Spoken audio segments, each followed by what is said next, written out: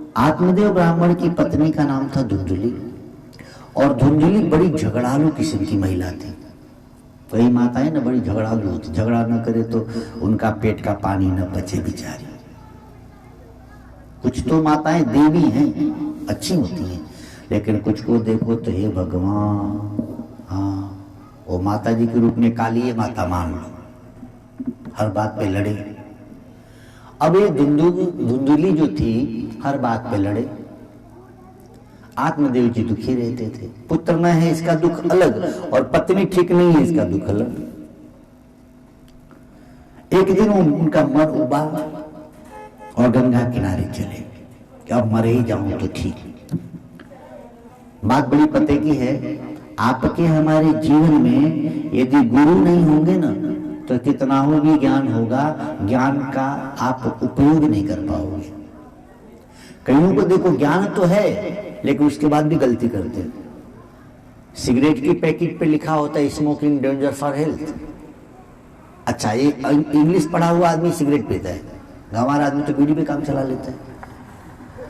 उसको पता है, उस पर लिखा हुआ है, वो पढ़ सकता है, समझ भी सकता है, और फिर भी पी रहा है। देखो कितना महान है। यानी गुरु नहीं है तो ज्ञान होने के बाद भी ज्ञान का उपयोग नहीं है। इसलिए जीवन में गुरु चाहिए। आत्मदेव जी ज्ञानी तो है लेकिन गुरु नहीं है तो घर का छोटा सा कलह, आत्मदेव जी मरने चले। कारण क्या है मरने का?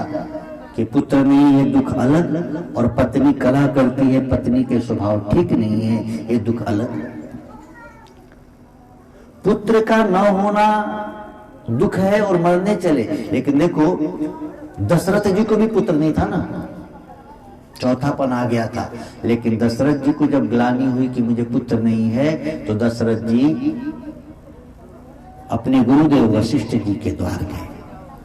गुरु गए तुरंत महिपाल। तो दशरथ जी से सीख मिलती है कि जीवन में गुरु होंगे और दुख आएगा तो गुरु के द्वार जाओगे तो दुख भाग जाएगा। पुत्र नहीं था, दुख हुआ दशरथ जी को, गुरु के द्वार गए और गुरुदेव ने कृपा की, पुत्रष्टि यज्ञ करवाई और भगवान राम जी का अवतार हुआ।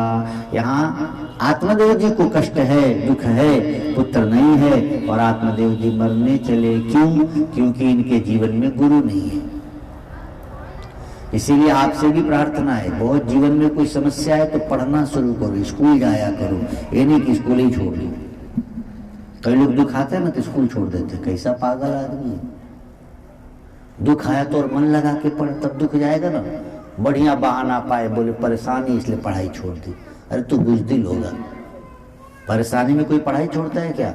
अभी भी इस जमाने में भी भारत में ऐसे अनेक विद्यार्थी हैं जो सड़क के लाइट के नीचे बैठ के ISPCS पास कर लेते हैं। उनको लगन है, हम लोग को लगन नहीं है तो बहानेबाज ये बोले घर की स्थिति ठीक नहीं थी इसलिए पढ़ाई छोड़ दी। जा बेईमान आदमी, तेरा मन नहीं लगता था,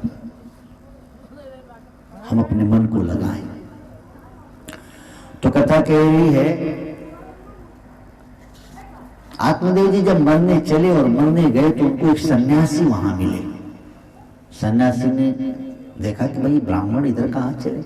खैर सन्यासी को कोई मतलब था नहीं, अपने ध्यान में मग्न दोपहर की संध्या कर रहे थे। और सन्यासी पर जब नजर पड़ी आत्मदेव जी की तो आप जैसा देखते हैं वैसा आपके मन में विचार आता है।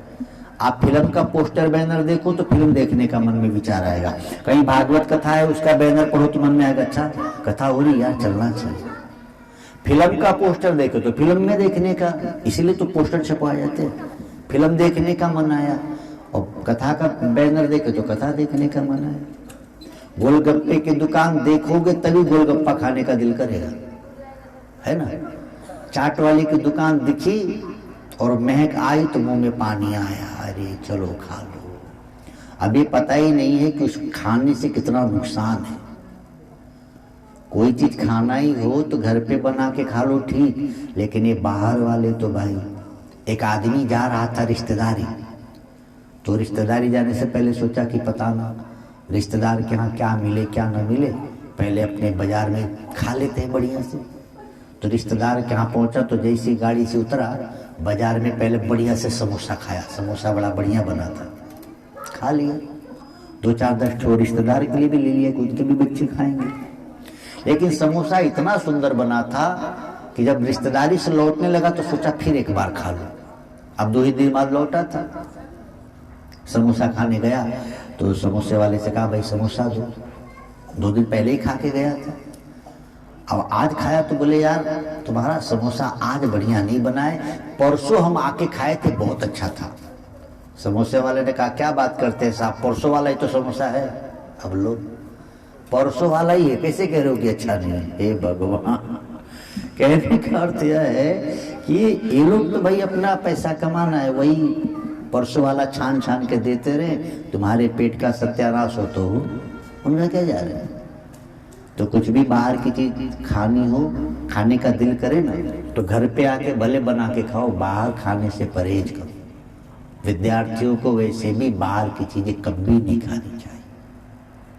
बाहर की चीज ना खाओ तो आप ज्यादा स्वस्थ रहोगे। आत्मदेव जी ब्राह्मण की नजर पड़ी, जैसा देखो वैसा मन करता है। तो चाट की दुकान, छोले की दुकान और गोलगप्पे की क्यों देखें? हमको सड़क को देख के चलना चाहिए कि इधर उधर देख के चलना चाहिए? अपने रास्ते को देख के चलो, बेवजह क्यों इधर उधर देख। आंखों को खूब संभालो, आंखें बड़ी खतरनाक हैं। बेवजह किसी की तरफ देखना ये ठीक नहीं है। आंखों से ही सब कुछ होता है। भागवत में अजामिल जी की कथा आती है। अजामिल ने एक बार गलत देखा और गलत हो गए, इसलिए आंखों को संभालो। ऐसे कैसे जैसे तैसे लोगों को न देखा करें। हमारा शास्त्र क्या कहता है पता है? आप आंखों से कुछ गलत देख लीजिए, जैसे मरा हुआ कोई प्राणी देखो ना तो मन खिन्न हो जाता है। और विज्ञान कहता है कि जैसे ही आपका मन खिन्न होगा आपके प्लेटलेट्स घटेंगे। इसीलिए क्या करो, जैसे ही कुछ ऐसा वैसा चीज दिखे जिससे मन खिन्न हो जाए ना तो तुरंत जो गुंबज पे लगा होता है ना मंदिर के, उससे आपका मन ऊर्ध्वगामी हो जाता है। ए बेटा नीचे बैठ जाओ, स्टूल लेके बैठे हो। बुढ़िया बाबा तुम ही हो क्या? इतनी खाट है तो स्टूल पे बैठ रहे हो। ओम नमो भगवते। हाँ, अब स्टूल पे एक प्लेट रख ले और चाय का प्याला, ठीक है। यहाँ तो फिर भी ठीक है। अभी हमारी कहीं भागवत थी, कहीं प्राइवेट कथा हम करने गए थे, तो वहाँ हमने देखा वो लोग कथा में चाय ला के चलाना शुरू। मैं कहा भगो यहाँ से, ये चाय पिलाओ तो तुम कथा ही नहीं सुना। ये कौन सी VIP पना है कि मेरे यहाँ लोग कथा सुने तो हम चाय पिलाए? वाह। हमने कहा भैया रहने दो, ऐसा तो धर्म को बिगाड़ के रखे हैं लोग ना। अब कोई कथा सुनने तो वहाँ अपना दिखा रहे कि हम बड़े आदमी, आइए चाय पिए। वाह, तुम्हारी बुद्धि की शुद्धि करे भगवान। वैसे तो हम आपसे निवेदन करें चाय पियो ही मत। चाय पीना मतलब 80 प्रकार के रोग लाना। लेकिन ऐसा आजकल लोगों की बेवकूफी है ना, आ बैल मुझे मार।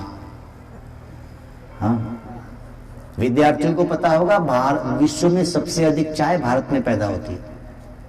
आपको पढ़ाया गया होगा विश्व में सबसे अधिक चाय भारत में होती है। लेकिन हमारे पूर्वज चाय नहीं पीते थे क्योंकि उनको पता था हमारे अनपढ़ बुजुर्ग हमसे ज्यादा बुद्धिमान थे। वो जानते थे कि चाय नहीं पीना चाहिए, इससे 80 प्रकार के रोग होते हैं। लेकिन हम पढ़े लिखे लोग सब कुछ जान के भी बोले इसके बिना नहीं चलेगा। कैसे लोग हो? आपका हमारा सिर्फ भगवान के बिना नहीं चलेगा। कोई कहे चाय के बिना नहीं चलेगा तो बोले बाप के बिना नहीं चलेगा। तो अरे जा, बाप कईयों के मर गए ना, चल रहा है कि नहीं चल रहा है उसका? माँ के बिना नहीं चलेगा, माँ मर जाती तो जीते हो कि नहीं? पति के बिना नहीं चलेगा, पत्नी के बिना, कईयों के पति मर गए, कईयों की पत्नी मर गई, कईयों के मित्र भी छड़ गए। हमारा और आपका बस भगवान के बिना नहीं चलेगा, क्योंकि वो निकल गया तो फिर तुम भी नहीं रहोगे। कई लोग कहते चाय के बिना नहीं चलेगा। कैसे नहीं चलेगा भाई? आपका मनोबल मजबूत होना चाहिए।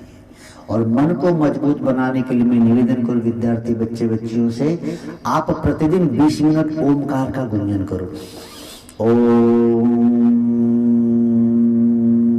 घड़ी से 20 मिनट, 24 घंटे में 1440 मिनट होते हैं। और 1440 मिनट में हम और आप 23,040 बार श्वास लेते हैं विज्ञान के हिसाब से। पद्म पुराण को पढ़ा जाए तो 21,600 बार हम लोग श्वास लेते हैं। बात चाहे जो भी हो, लेकिन बात समझने लायक यह है कि जब 1440 मिनट जो परमात्मा हमारी श्वास चला रहा है, तो क्या उसका नाम लेने के लिए हमारे तुम्हारे पास 20 मिनट भी नहीं है? 24 घंटे में 20 मिनट तुम भगवत नाम लो, बाकी आप 1420 मिनट आराम से रहोगे। जैसे आप और हम 1-1.5 घंटे मोबाइल को चार्ज में लगा देते हैं तो 12 घंटे उससे काम ले लेते हैं ना। ऐसे सुबह सुबह अपने को भी भगवान से कनेक्ट करो, भगवान से कनेक्ट हो जाए। हम ज्यादा नहीं समय आपके पास, तो 20 मिनट के लिए करो। फिर देखो तुमको आरोग्यता भी मिलेगी, तुम्हारी दरिद्रता भी जाएगी, तुम्हारे भूत प्रेत भी जाएंगे, कुछ भी ऐसा नहीं जो न हो जाए आपका। इतनी तो बात कर सकते हैं ना सभी।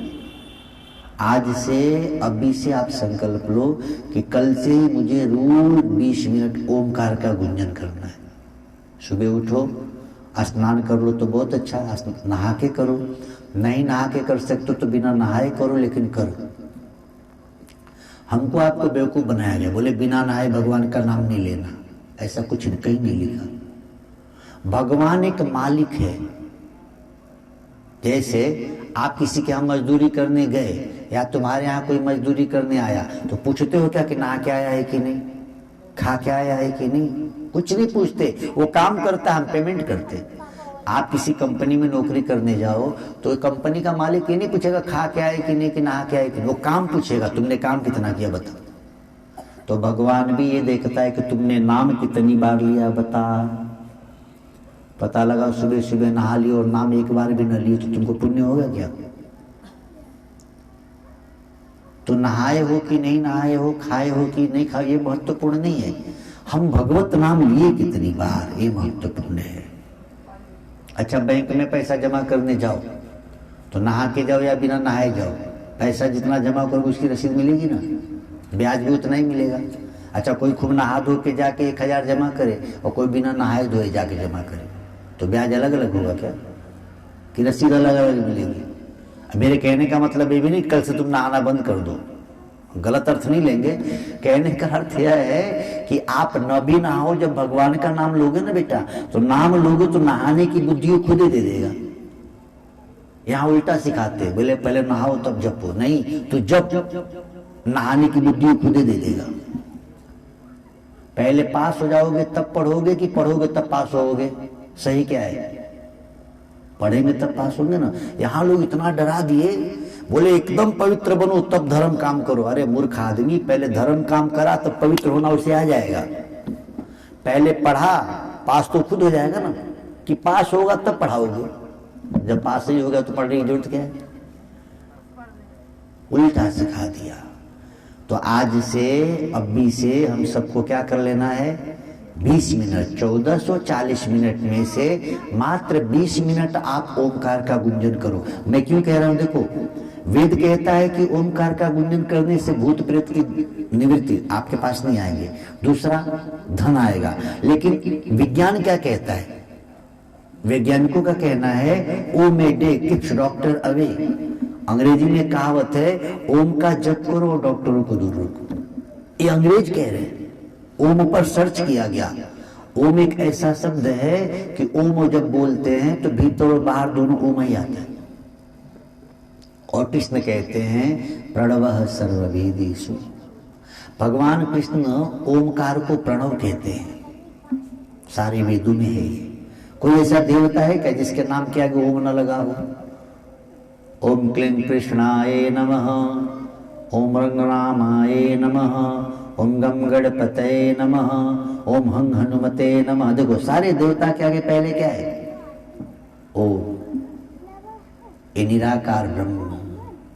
तो आप इतनी मेरी बात मानो तो आपका जीवन बदला। 20 मिनट तो अपने लिए दे सकते हो ना भाई। दुकान पे जाना है तो, गाड़ी चलाने जाना है तो, मकान पे जाना है तो, स्कूल में पढ़ने जाना हो तो, आज से संकल्प लो कि हम रोज 20 मिनट ओमकार का गुंजन करेंगे, तब घर से निकलेंगे। फिर देखो तुम्हारा जीवन, मैं कह नहीं रहा हूं, मैं खुद करते रहता हूं।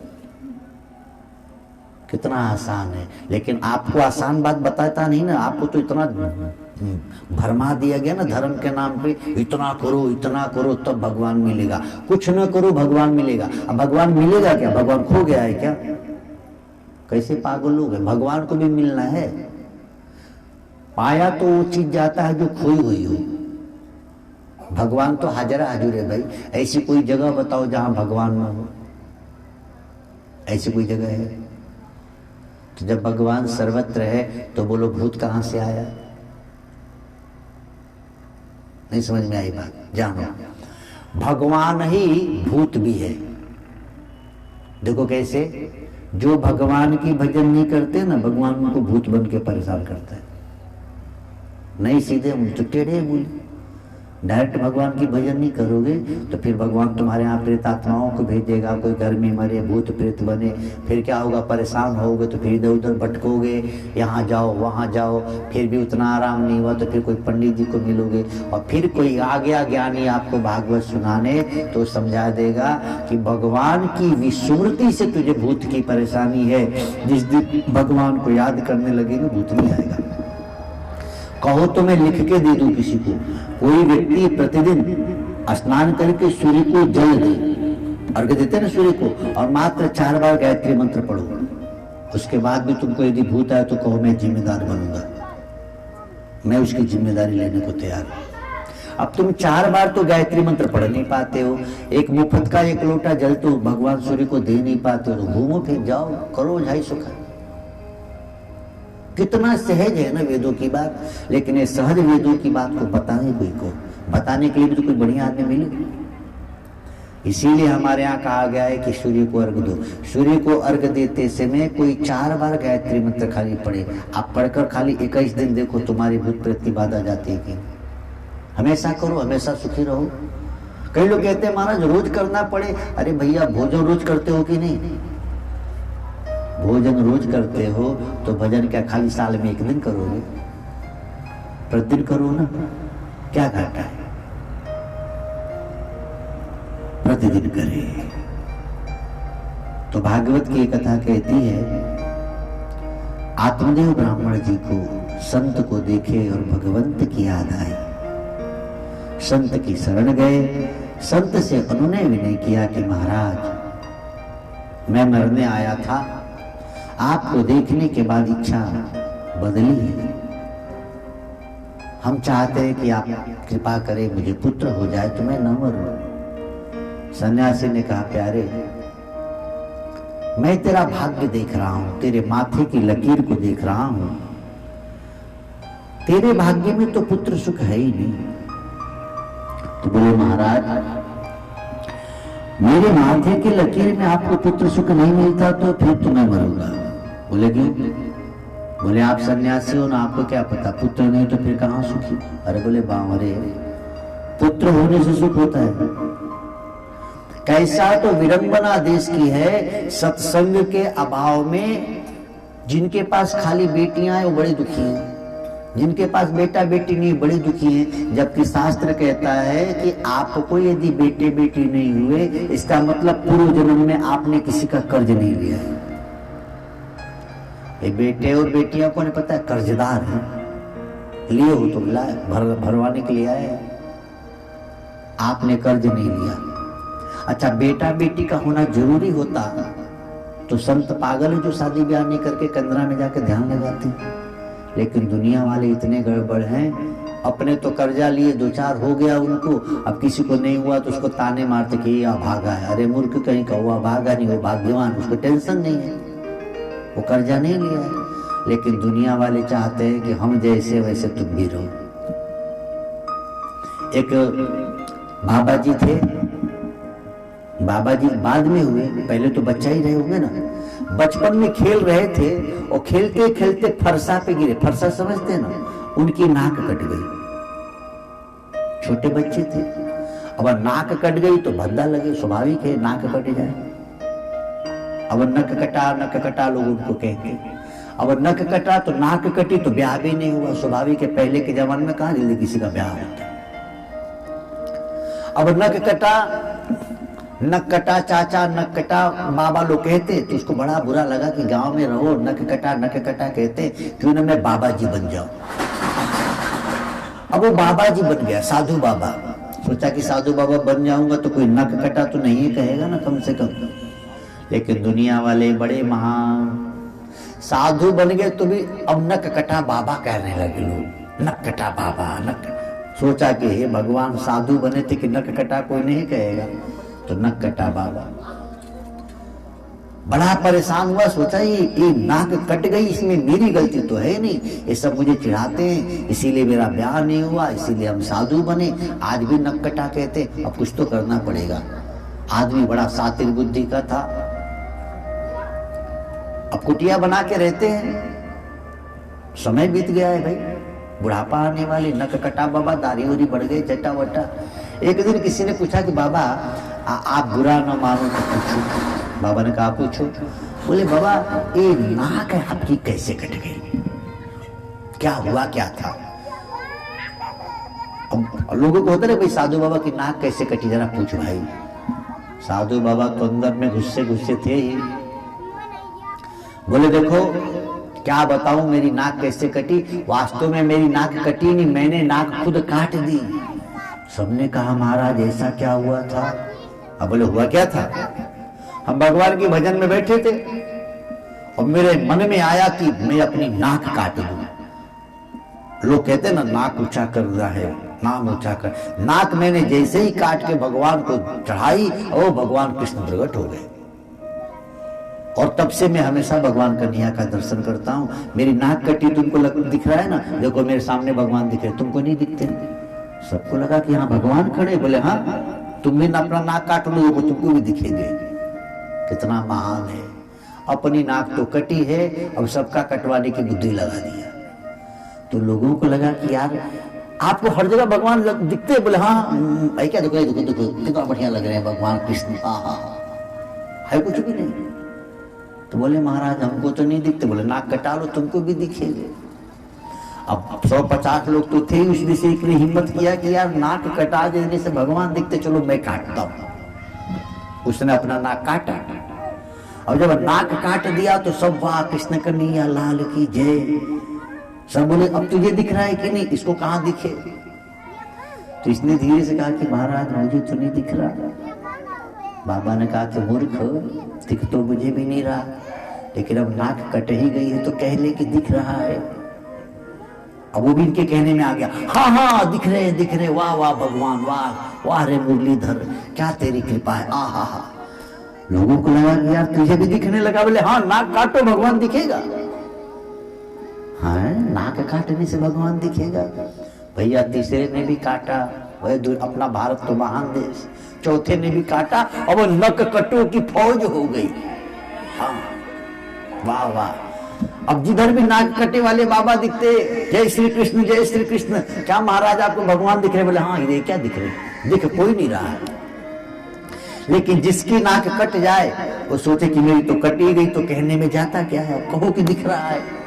वास्तव में दिख किसी को नहीं रहे, लेकिन देखो तो नक कटा बाबाओं की फौज चली है महाराज, आश्रम बन गए, जिधर देखो नक कटा बाबा घूम रहे हैं। वो तो कोई सज्जन महापुरुष था, उसने जब अपनी नाक काटी और देखा कि भगवान नहीं दिख रहे हैं, उसने इस बात का विरोध किया कि सब झूठ बोल रहे हैं भैया, अब कोई नाक न काटो, नाक काटने से भगवान नहीं दिखते हैं। तो कहने का यह है कि ये दुनिया वाले ऐसे ही हैं,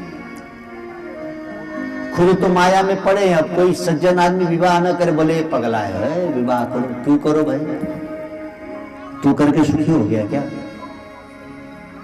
तो दुनिया वालों की चक्कर, इसीलिए संत महापुरुष दुनिया से दूर हो जाते हैं, एकांत जंगल में होते हैं, क्योंकि दुनिया की एक बुराई है, वो जैसा है वैसा चाहता है सब हो जाए।